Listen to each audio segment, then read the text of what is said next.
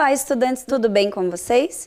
Eu sou a professora Andressa e hoje estaremos vendo a aula de robótica educacional. Sejam todos muito bem-vindos. Vocês lembram que na aula passada nós vimos sobre os meios de transporte? Nós entendemos toda a história, todo o avanço de tecnologia que teve durante os anos e vimos também um pouquinho dos conceitos tecnológicos. Vamos relembrá-los? Acompanhem comigo.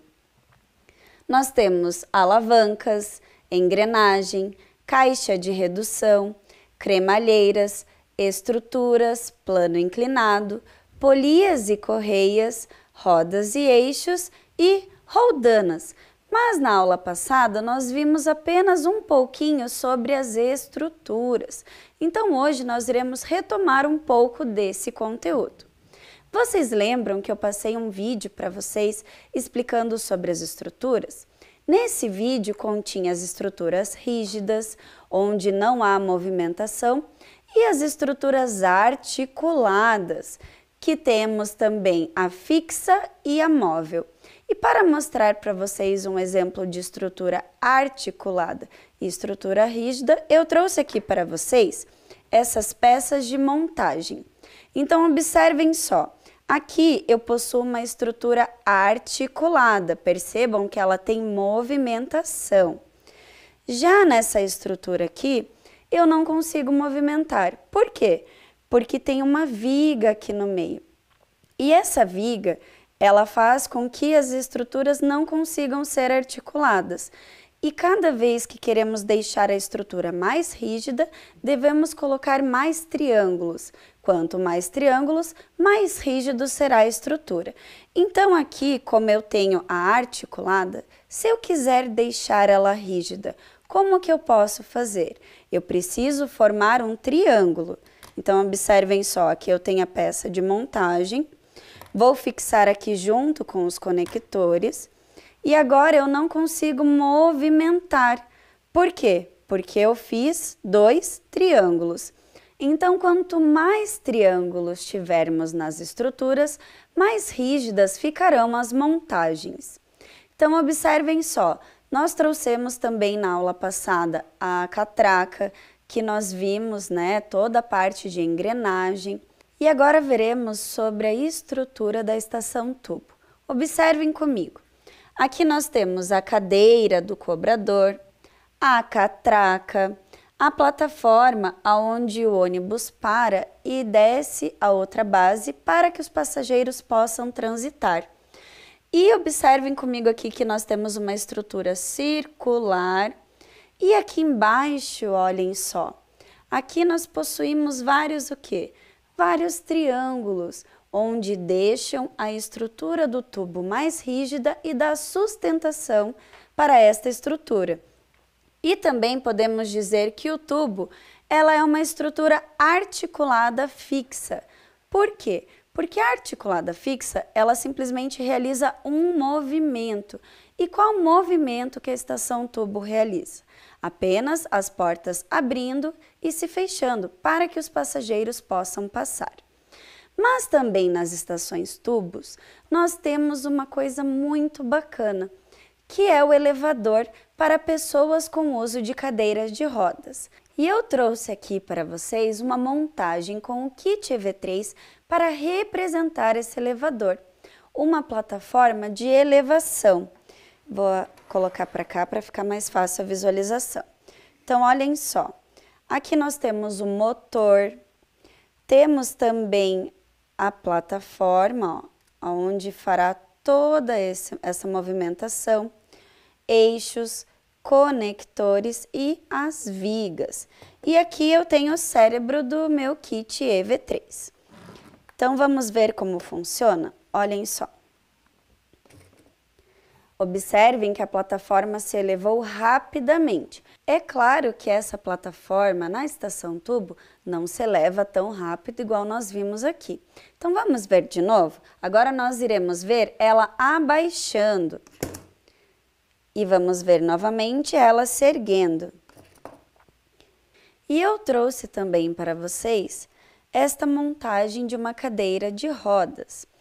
Então, observem só, aqui nós utilizamos vigas, também usamos as rodas e os eixos.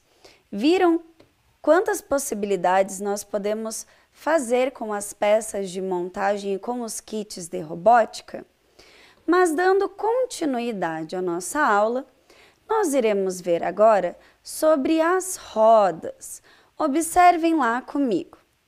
A invenção da roda contribuiu para diversos usos de outras ferramentas e abriu possibilidade para construções de diversas coisas. Mas e quando pensamos em rodas? Lembramos do que? Automaticamente, acredito que a primeira coisa que a gente lembra é do carro. E que mais que nós podemos lembrar com as rodas? A bicicleta e também o skate. Mas as rodas estão presentes em diversas outras coisas e acaba passando despercebido no nosso dia a dia. Então vamos ver, observem lá. A origem da roda não é precisa. Os arqueólogos acreditavam que ela surgiu com os povos mesopotâmicos e se espalhou rapidamente pelo mundo todo. A civilização mesopotâmica utilizava a roda para a produção de cerâmica, como vasos e esculturas. Vocês lembram lá na aula da origem da robótica, nós já havíamos falado sobre os povos mesopotâmicos, que foram uma população que habitaram um local entre rios. E ali vocês puderam observar que a roda ela não estava sendo utilizada para algum meio de transporte, mas sim para o artesanato. E antigamente, as pessoas, antes da invenção da roda, as pessoas costumavam arrastar as coisas. Mas depois da invenção, ficou tudo mais fácil de se locomover. E observem lá, a primeira aplicação da roda foi juntamente com o eixo, uma das descobertas mais importantes da história da humanidade. Então, se pararmos para pensar sobre a roda e o eixo, se nós não tivéssemos um eixo, como essa roda iria se comportar? Será que ela iria conseguir conduzir adequadamente um veículo? Não sei se vocês já viram, mas eu vi um tempo atrás um vídeo onde as pessoas entraram dentro da roda e a roda era de trator e elas saíram rolando dentro. O que será que aconteceu com essas rodas? Será que elas tomaram o mesmo sentido? Será que elas foram mais rápido, devagar? E nós vamos ver também o quanto o eixo contribui para tudo isso. As primeiras rodas eram de madeira resistente. Depois vieram os aros e mais tarde as rodas passaram a fazer parte também das máquinas industriais. Até hoje tem importância fundamental no nosso dia a dia. Podem ser encontradas nos automóveis, nos aviões, nas motocicletas, nos skates e em muitos outros meios de locomoção, como ônibus. Então, nós vimos na aula passada sobre os meios de transporte e já podemos observar que um dos conceitos tecnológicos da robótica está inserido no ônibus, que são as rodas. E também nós podemos observar com essa leitura que eu realizei que as rodas elas foram evoluindo com o passar do tempo. Será que essas rodas de madeira elas eram realmente resistentes? Por isso foi se dando toda essa nova tecnologia para que ficasse mais resistente e mais ágil. E dando continuidade, qual será o objetivo da roda? Vamos conferir?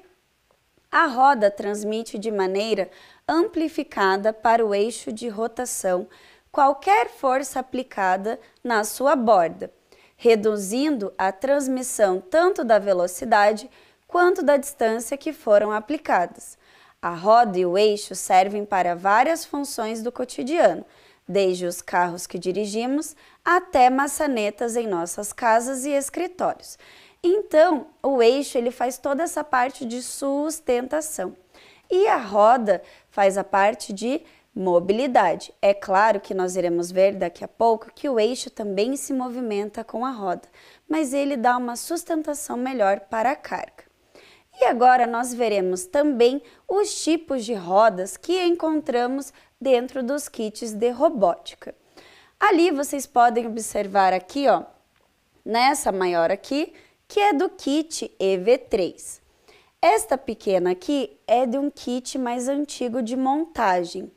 Aqui nós temos também do kit EV3 e do Ludobot. Observem que a única diferença dessas rodas, uma para a outra, é somente a cor, pois o tamanho é o mesmo.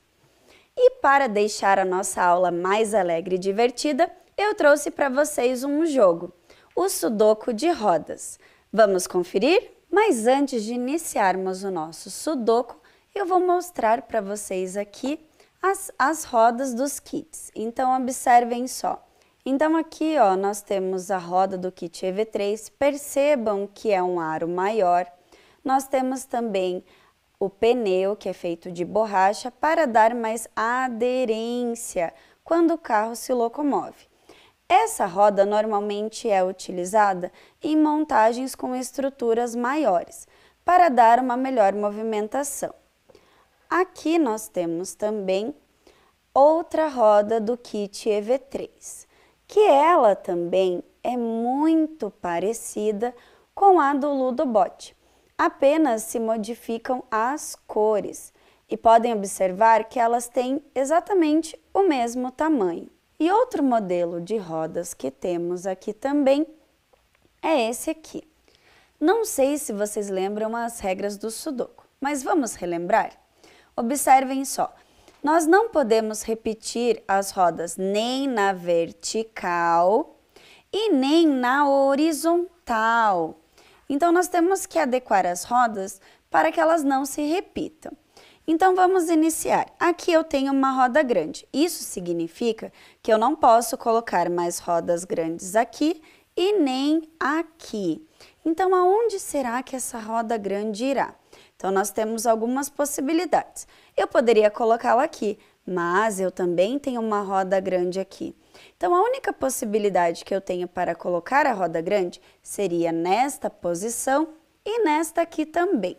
Então, já vou colocá-las aqui e aqui. Então, ó, nós temos uma roda grande aqui e ela não se repete na vertical. Temos uma roda grande aqui que não se repete na horizontal e nem na vertical. Esta também não está se repetindo e nem aqui também. E aqui está certinho. Então, vamos para a próxima roda. Vou fazer agora com a roda com amarela. Então, olhem só. Eu tenho ela aqui, vou tirar só para facilitar a visualização de vocês. Eu tenho ela aqui, então eu não posso mais usá-la nesta coluna e nem nesta aqui. Mas eu também tenho ela nesta posição. Então, nesta coluna também e nem aqui na horizontal. Então, aonde será que eu posso inserir essa roda? Eu acredito que eu possa colocá-la aqui, porque ainda não temos rodas aqui desse jeito e nem aqui também. Então, vamos lá, ó. Vou recolocá-la aqui, a minha roda grande. E aonde será que eu posso colocar esta outra rodinha? Se eu já coloquei aqui e aqui, então não é mais uma possibilidade. Nós já temos aqui e aqui.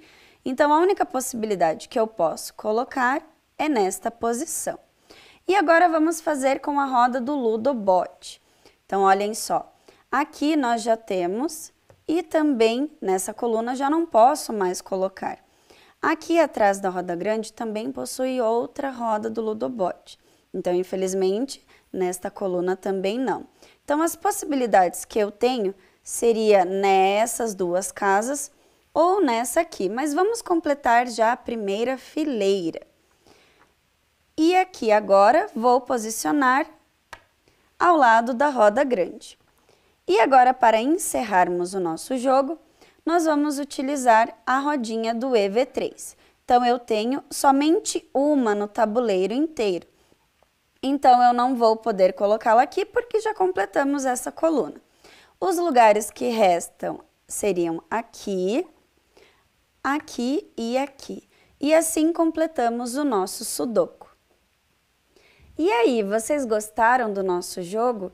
Saibam que vocês também podem reproduzir esse jogo em casa, fazendo através de desenhos ou recortando imagens. Assim, vocês também podem realizar o seu próprio Sudoku. E dando continuidade aos nossos conceitos tecnológicos, agora nós iremos ver sobre os eixos.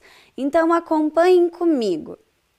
Os eixos são objetos que podem executar um movimento em torno de um corpo ou um movimento de rotação.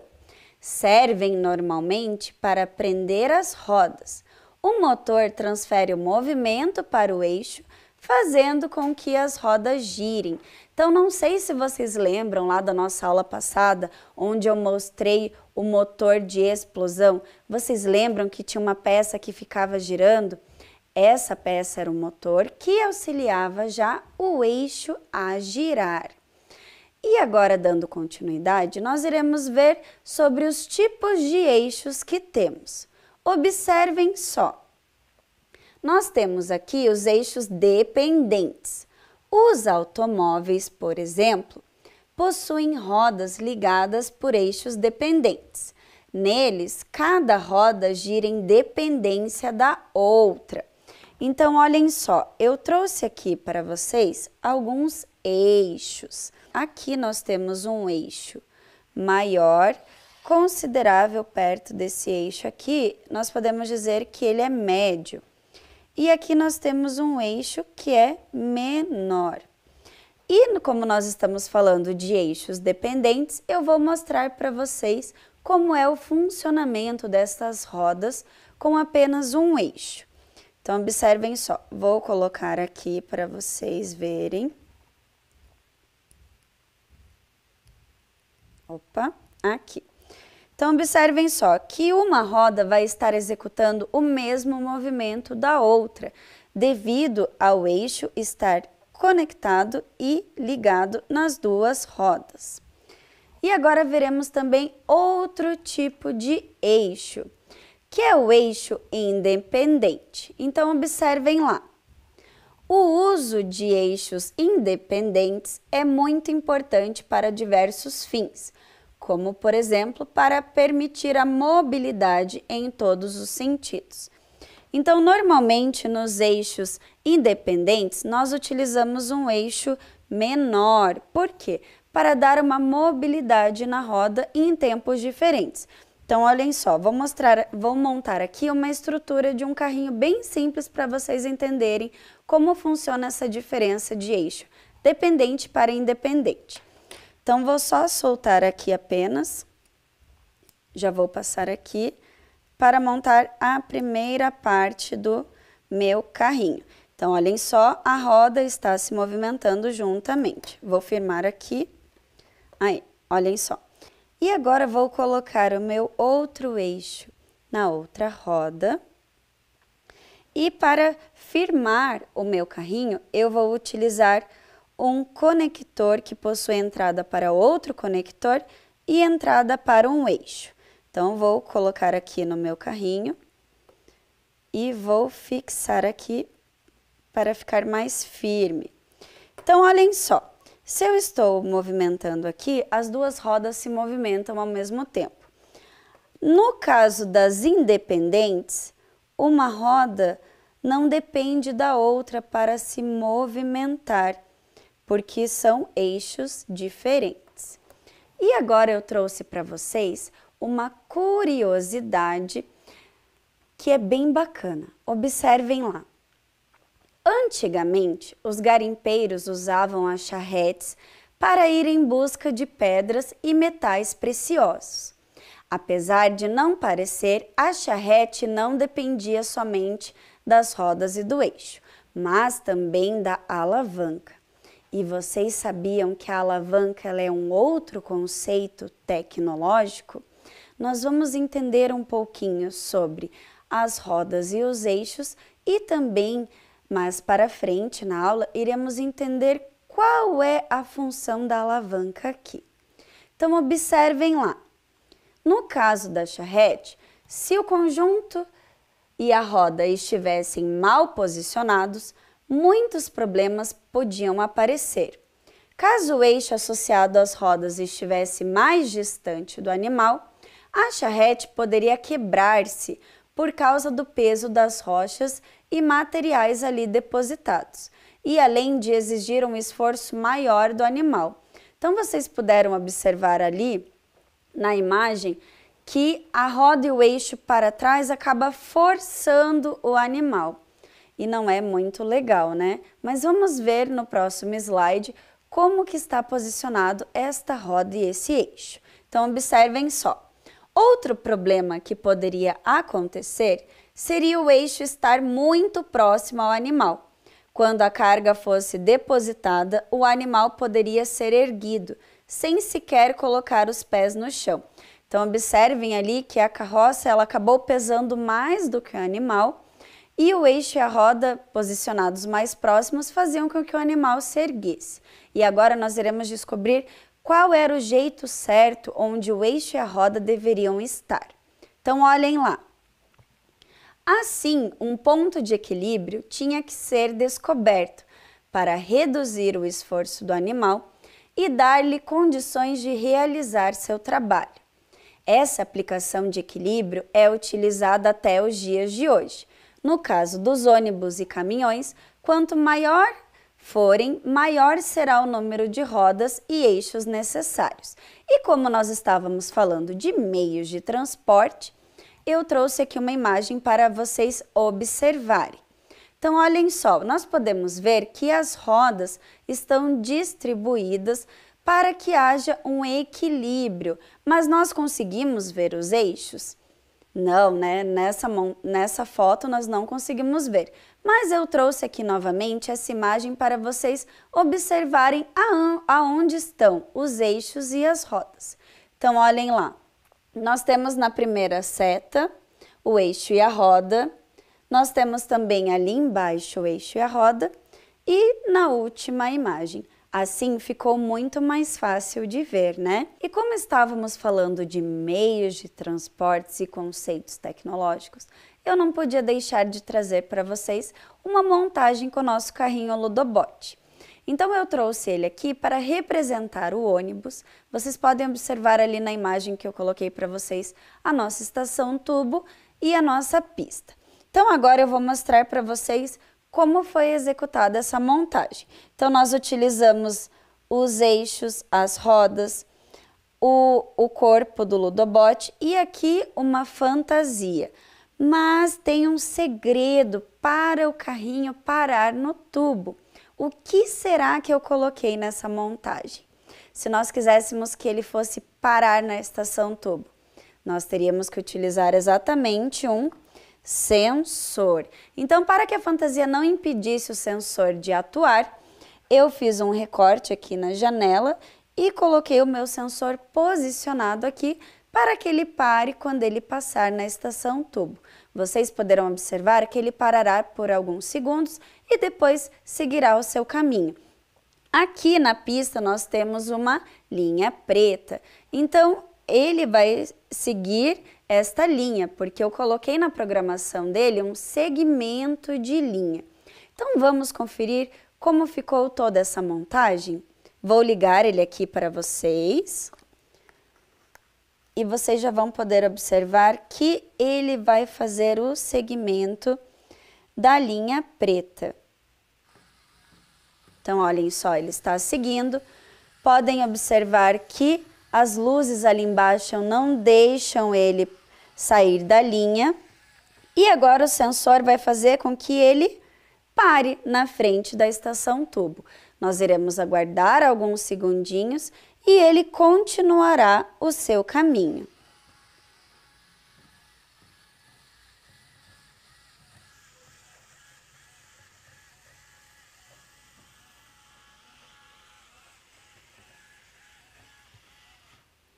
Vocês viram que bacana? Então, aqui nós fizemos toda uma representação de como o ônibus para na estação tubo.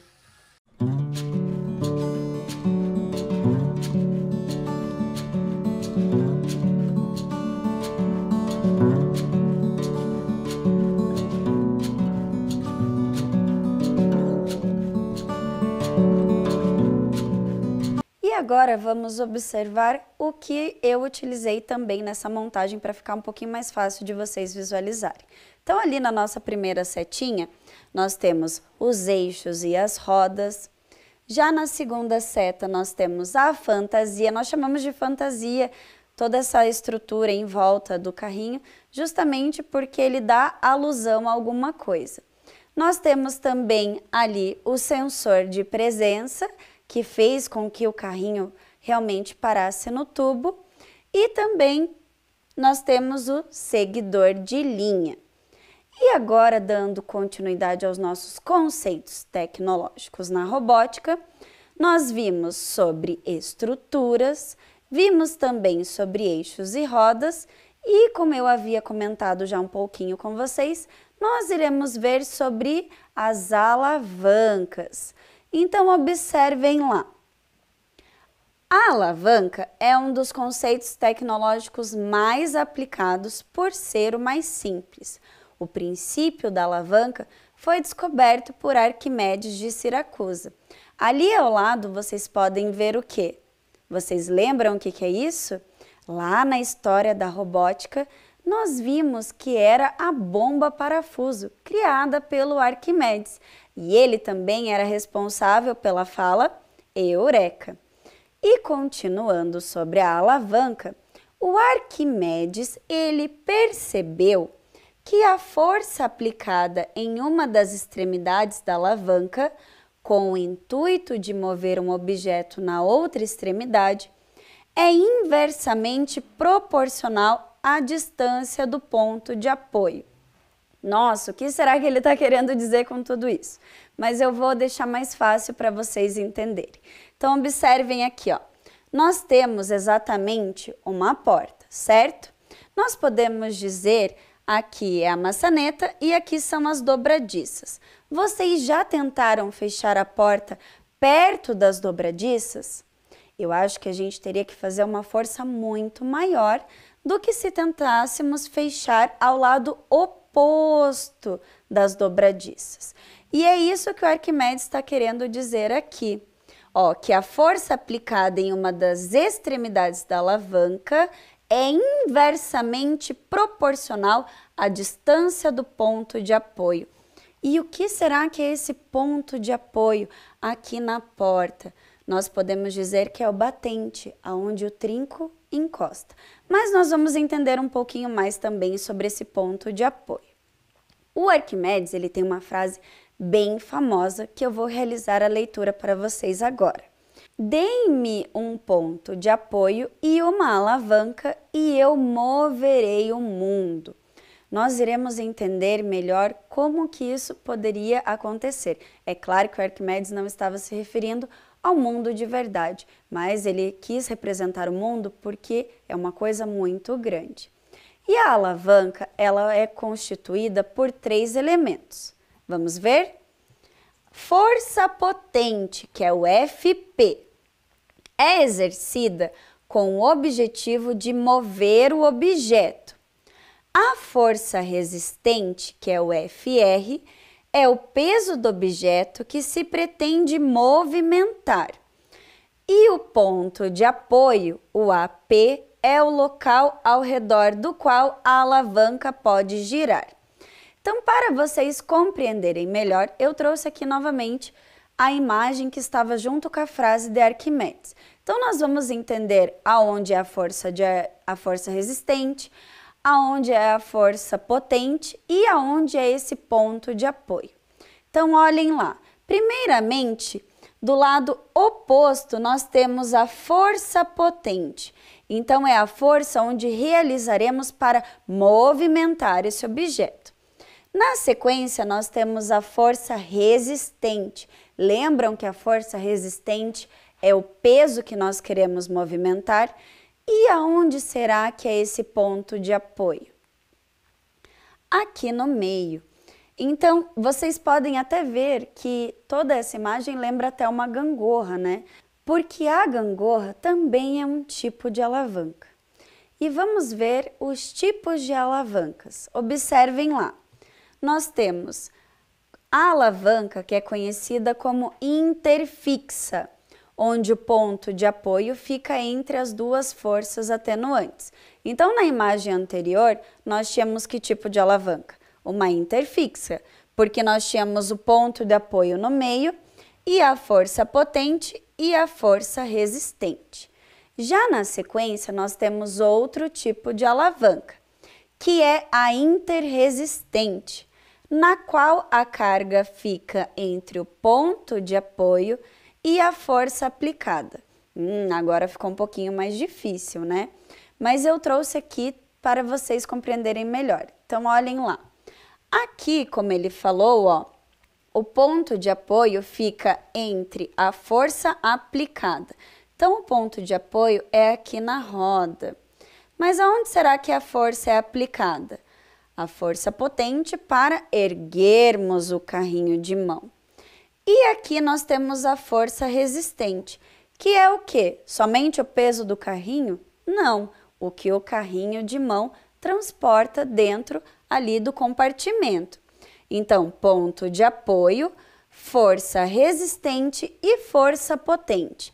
Então, esse tipo de alavanca do carrinho de mão, ele é interresistente.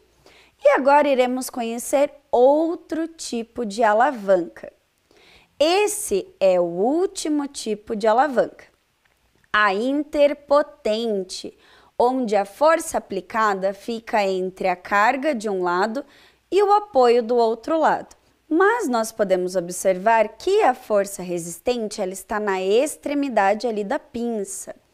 E a força potente é no meio. Vocês já pegaram uma pinça? Nós aplicamos a nossa força no meio e o ponto de apoio na ponta. Eu trouxe aqui algumas imagens para nós compreendermos também melhor um pouquinho desses sistemas de alavancas. Então, lembram lá que na interfixa o ponto de apoio é no meio. A força potente está vindo para baixo e o peso é a força resistente. Já na interresistente, a força ocorre para cima, o peso é a força resistente e o ponto de apoio se encontra na extremidade. E o interpotente, aonde a força resistente é o peso, se encontra na extremidade, ao contrário da extremidade do apoio. E nós temos uma força que se exerce no meio desta alavanca. E agora eu pergunto para vocês, quais tipos de alavancas representam cada uma dessas imagens? Então, nós vamos analisar para ficar um pouquinho mais fácil. Então, olhem só. Aqui nós temos o ponto de apoio. Aqui seria a força resistente, onde o alicate teria que tirar ou apertar algo. E aqui é a força potente, onde nós apertamos com a mão. Se o ponto de apoio se encontra no meio, isso significa que ela é uma alavanca interfixa. Lembram que nós vimos lá no exemplo da gangorra? E a vara de pescar? Como será que é? Agora é um pouquinho mais difícil de visualizar, mas eu trouxe aqui para vocês para exemplificar melhor. Então, olhem só, nós temos aqui a base da vara, então nós poderíamos dizer que ela é o ponto de apoio. E o molinete é onde nós realizamos a força para fisgar o peixe, então nós temos aqui a força potente. E o anzol é a nossa força resistente. Caso algum peixe pegue o anzol, ficará sendo o peso, né? A força que irá resistir. E aqui nós executaremos a força potente. Então, nesse caso aqui, a vara de pescar, ela é um tipo de alavanca interpotente. E agora nós temos esse último objeto. Você sabe o que é? Você já viu? Ele é um quebra-nozes e nós vamos ver aonde estão o ponto de apoio, a força resistente e a força potente. Então, nós podemos ver aqui, ó, que o ponto de apoio está na ponta do quebra-nozes.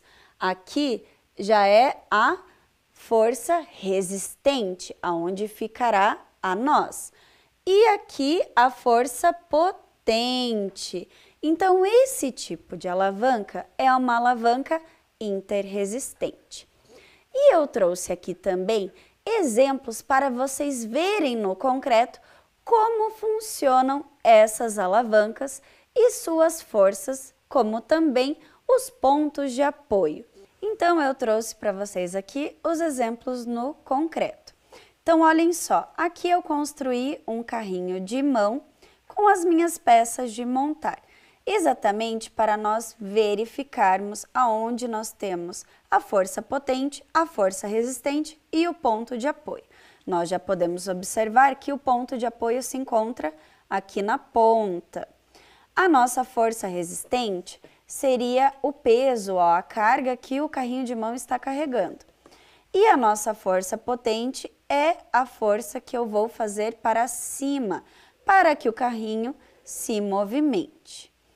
Agora, nós iremos observar também a tesoura. A tesoura, ela também é um tipo de alavanca. Então, olhem só, aqui nós temos o ponto de apoio, aqui no meio, ó. Aqui nós temos a força resistente, que é onde eu vou cortar o meu papel. E aqui a força potente, onde eu realizo a força para a tesoura executar o seu movimento. E por último, nós temos o peso. Esse peso aqui, ele possui 2 quilos. E ele também é uma forma de alavanca. O peso em si, não. O nosso corpo. O nosso corpo também executa movimentos de alavanca. Então, olhem só. Aqui, eu estou segurando o peso. O peso, ele é exatamente a minha força resistente, é o peso. A minha força potente é a força que eu vou executar o movimento. E aonde é o meu ponto de apoio? Onde será que é? Exatamente, no meu cotovelo. Então, eu também estou realizando um tipo de alavanca. E vocês sabiam que a cancela automática também é um tipo de alavanca? Então, vocês podem observar aqui que eu realizei uma montagem com o kit do Ludobot e, novamente, o nosso ônibus. Então, o que vai acontecer? O ônibus irá passar por esse sensor de presença que automaticamente levantará a cancela. Após o ônibus passar pela cancela, a cancela retornará novamente. Mas para entendermos um pouquinho sobre as alavancas e onde identificamos as partes das alavancas na cancela automática, vocês vão perceber que a base da cancela é exatamente o ponto de apoio. A força resistente é exatamente a cancela e a força potente é o motor, onde fará com que a cancela se erga. Então, eu vou ligar aqui o meu Ludobot.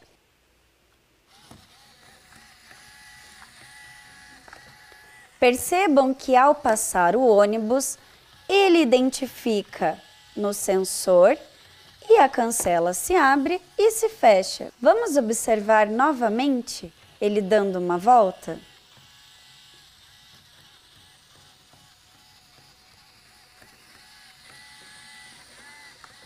Vejam que bacana, né? Então, devido ao meu sensor de presença, a cancela realizou esse movimento.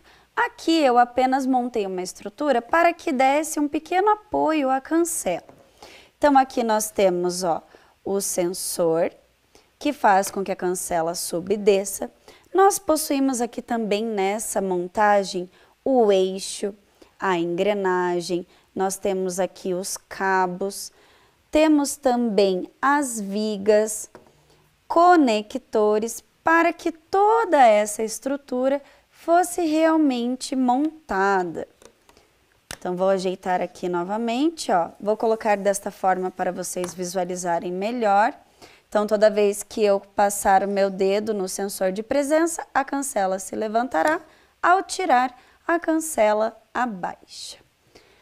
E agora, se você quiser mandar alguma foto, algum material que você produziu em casa que está relacionado à robótica, você pode mandar para este e-mail: robotica@curitiba.pr.gov.br.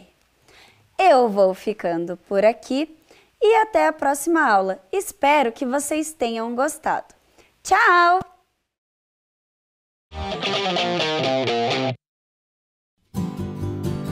Amo Curitiba, no inverno e no verão. Tem a Rua 15, mas também o Boqueirão. Santa felicidade eu morar neste lugar. Boa Vista, Pilarzinho, a cidade pra encantar. Eu gosto de Curitiba, da Riviera ao Cajuru.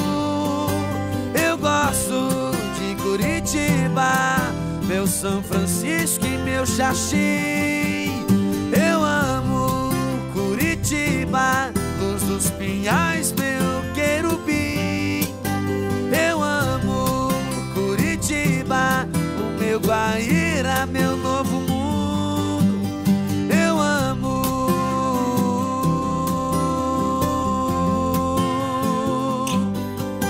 Curitiba.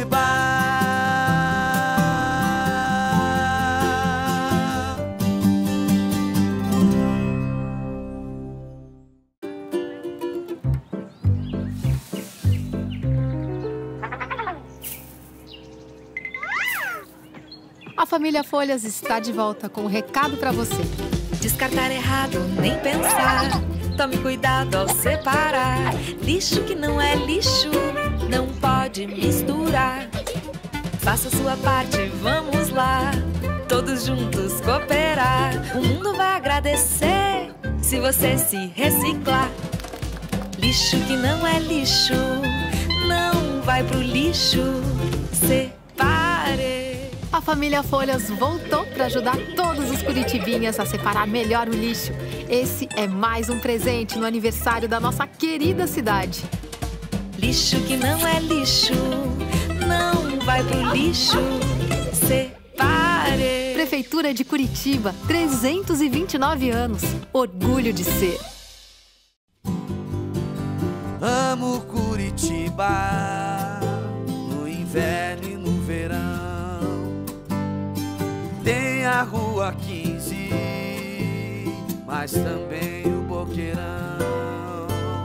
Santa felicidade eu morar neste lugar. Boa Vista, Pilarzinho, a cidade pra encantar. Eu gosto de Curitiba, da Riviera ao Cajuru. Eu gosto de Curitiba, meu São Francisco e meu Xaxim. Eu amo Curitiba, Luz dos Pinhais, meu querubim. Eu amo Curitiba, o meu Guaíra, meu novo mundo. Eu amo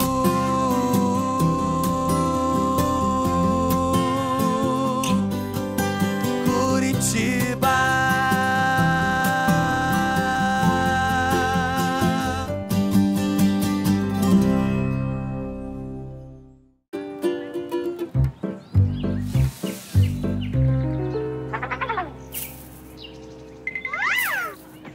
A família Folhas está de volta com um recado para você. Descartar errado, nem pensar. Tome cuidado ao separar. Lixo que não é lixo, não pode misturar. Faça a sua parte, vamos lá. Todos juntos cooperar. O mundo vai agradecer se você se reciclar. Lixo que não é lixo, não vai pro lixo. Separe. A família Folhas voltou para ajudar todos os curitibinhas a separar melhor o lixo. Esse é mais um presente no aniversário da nossa querida cidade. Lixo que não é lixo, não vai pro lixo. Separe. Prefeitura de Curitiba, 329 anos. Orgulho de ser.